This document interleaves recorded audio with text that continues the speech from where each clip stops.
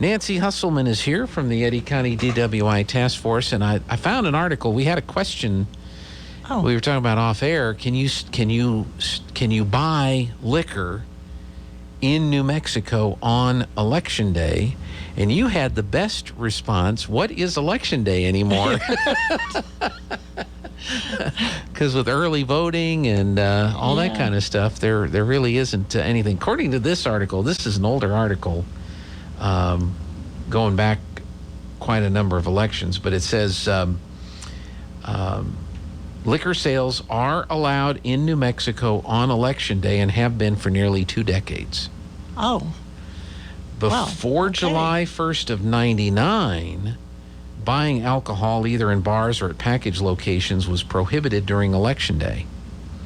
This included both primaries and general elections. It is, however, a petty misdemeanor of any member of the precinct board to possess or use alcohol while performing their official duties on Election Day. Oh, so that makes sense. The election workers can't be drinking either. That's probably a very good thing. Precinct board members cannot carry alcohol beverages within 200 feet of a polling place during the election.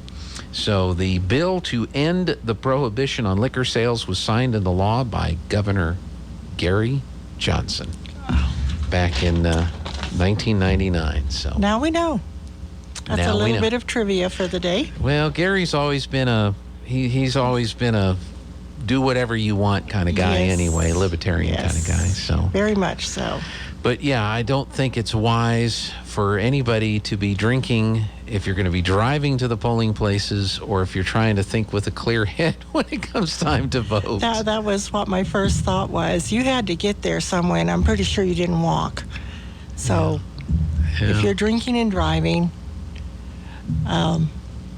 voting at that point is kind of a smaller issue than you're getting caught drinking and driving. That's just not a good thing. That's right. So. That's right. But since 99, we've been able to drink and vote on the same day. Not a good idea. Not a good idea. But it is primary election day today, so the polls opened at 7. They'll be open till 7 tonight. And as soon as I find time here this morning, either late this afternoon or whatever, I'm going to go vote. I'm an election day voter. I tend to vote on election day. I generally am, and if I hadn't have been in the building, I probably wouldn't have voted early, but they were right side by side, so take care of business. There you go. And I think that's how it is for a lot of people.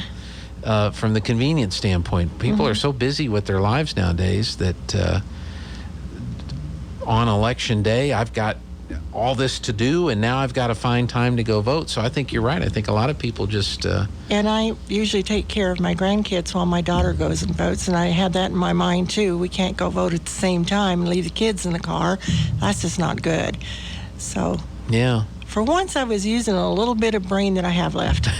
Let's just put it that way. Well, good. Well, what would you like to share with us today? I looked up. We were talking about Memorial Day DWIs. Number one, there's a new law that I found. Drunk drivers will be required to pay child support if parents are killed and they are responsible for their death and they have children. Wow. Okay. That's in New Mexico. Well, I wonder if they enforce that. I doubt it. That's beside the point. Utah has made the strongest laws regarding parents and driving with kids. Okay, so is that New Mexico or is that in Utah? The one that they listed was Utah. Utah, okay. Yeah. And New Mexico over the Memorial Day weekend had 64 DWIs. One included not only the driver, but there were 3 adults in the vehicle that were drunk, and they had children in their car. They weren't seat belted, they weren't anything. And so all the adults? Yes, all the adults, not drinking and driving, of course, but the other 2 were cited for child abuse. So that's a good thing. Yeah. It's a very good thing. Yeah. And there's some people up in Albuquerque that I guess DWIs have gotten so bad that they are calling for stricter laws against repeat offenders. They're seeing more and more of that. So, but I didn't find, let me find it here again. this post on my Facebook that I thought, I read it and I thought, what a mom in this situation. It starts out by saying, I went to a funeral near Pensacola yesterday of a young man who died coming home from a football party where they had been watching the Auburn-Alabama football game last Saturday. He had been drinking and was driving while impaired by the alcohol. His mother had what was left of his truck brought to the funeral to be a visual lesson of what can happen if you drink and drive. And there's several pictures here. But when I read it, I thought, what a powerful, powerful thing to do for that mom. Here it is, right here, and this pickup is very wrecked. To be able to do something like that, to send a message that is that strong, and she's had, on my page, it was 14,000 shares already. So that means that message was not only being shared at the funeral, that it's being shared across the country via Facebook. Facebook can get a little bit crazy, but sometimes they have some really important things on there. Yeah. And it just, well, number one, it broke my heart for that mom. Sure. But then I had to step back and say, that was powerful. Yeah. And what did it take for her?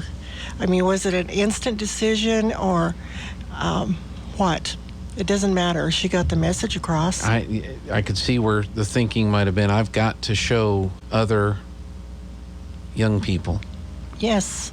This is what can happen. And we're not just going to talk about it. We're not just going to have the funeral, but we're going to show the vehicle that this young man died in. Yep.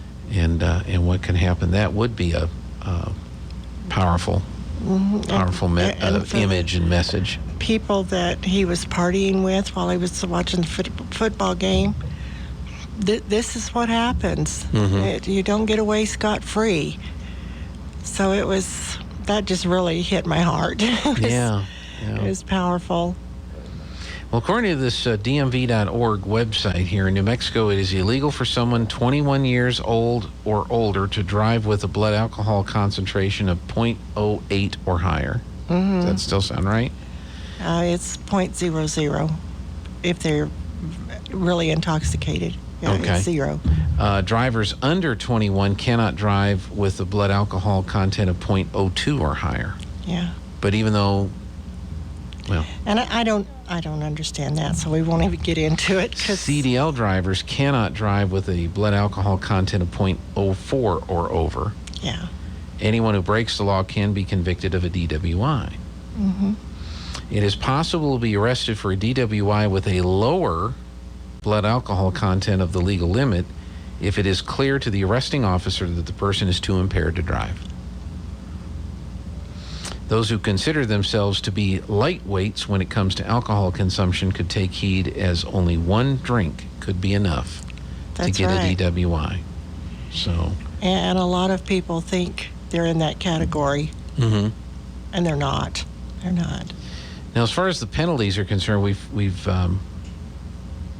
talked about these before. If you're stopped and you refuse a chemical test or fail a test, your license will be suspended.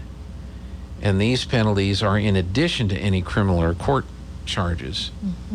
Your license will be confiscated, and in 20 days, your driving privileges will be revoked.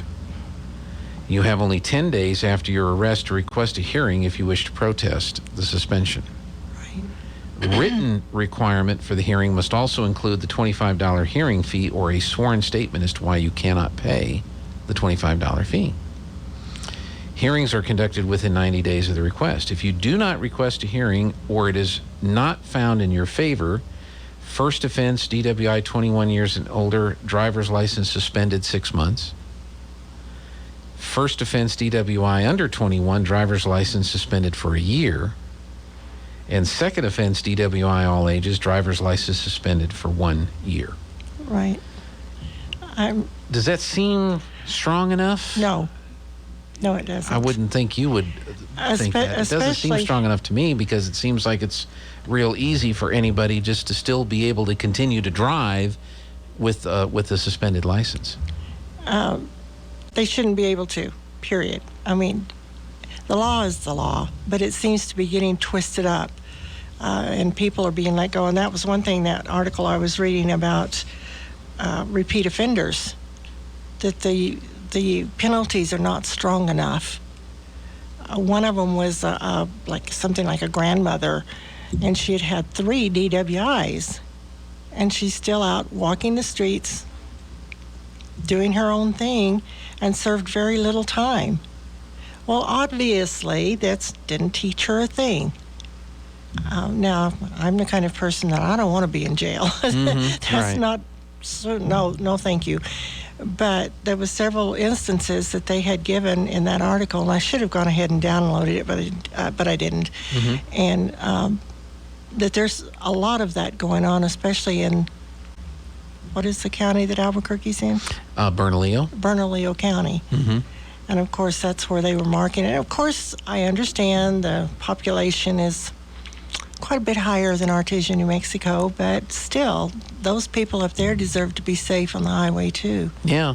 So as you meet with other folks discussing these issues, and we've got an election year coming up, and of course a legislative session in January of next year, are there suggested proposals that have been talked about to the DWI laws that have been brought up that would be helpful in this beyond just suspension of a driver's license? That's a very good question. I haven't heard of any, but I will check into it. I don't understand the lawmakers being so lenient with this. How many people have been killed? How many people, like Jeffrey and I, have been in a situation, the drunk driver that hit me had 7 DWIs. Of course, that was a long time ago, and it was a free-for-all.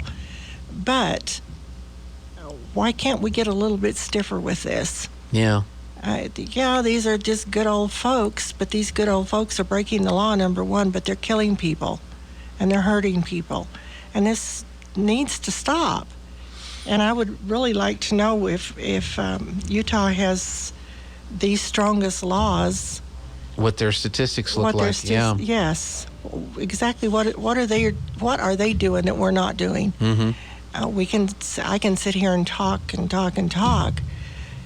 but am I saying the right thing? Am I sending the right message? What can I do that's different, or any one of us? Yeah. Well, it just seems to me that if we have a high amount of drinking and driving and repeat offenders, that the simple suspension of the driver's license doesn't appear to be stopping anyone. And no. I think an answer to your question is, why doesn't the legislature do anything about it? Because I think there'd be a significant percentage of the legislators themselves that wouldn't be able to get to the legislative session if they imposed stiffer penalties on people that were arrested and found guilty of drinking while driving. And I hate to say it, but I think you're right. I'm not saying they're all a bunch of drunks up there, but there's probably enough of them that have influence over the legislation, or they have family members, or they have friends. I don't know. It's a tough question, but clearly the suspension of the driver's license is not having the impact on the individual that it needs to have. Well, you and I would probably be terrified to drive on a suspended license. Oh, yeah. I would feel like I'm 40 feet tall and red lights flashing on my car all the time if I drove somewhere. I mean, I freak out if I forget my wallet, you know. But that's... Can't get back to it fast enough. So, but and I think most people are like that. Yeah. But there's too many people that... Too many. I got caught drinking and driving. The worst thing they're going to do is take my license away. That's not going to stop me. No big deal. No big deal. And I'll just try to stay under the radar, go on the back roads, and which they don't do because they're not thinking straight if they're drinking and driving. Yeah. So that's be interesting to thing to consider and ponder, and maybe we could see what other states have done that seems to have had a positive impact. Yeah. When it comes to keeping people off the roads that are drunk, because we have a big enough problem with people that are drinking and driving who are under the influence. We're having to keep an eye, law enforcement's having to keep an eye out now on the possibility that people who are under a newly legalized drug Yes. might be under the influence if they're out and about. And then the texting and the distracted driver, Yes. distracted by the texting and the phone conversations. And that's, for me, that's the hardest one for me to get away from, is stay off the darn phone. There's absolutely no excuse Yeah. for being on your phone when you're driving. But I heard the sound. I got to see what it is. Yes. Yeah. And no, you don't. I know. No. But that's what's going through your brain. So. And one of the things, somebody Sure. asked me if there was a difference between DUI and DWI. No, there's not. That's It's just a two term. different Right. Some states call it driving under the influence. Some Yes. states call it driving while intoxicated. intoxicated. But Yeah, it's so the same. It's the same thing.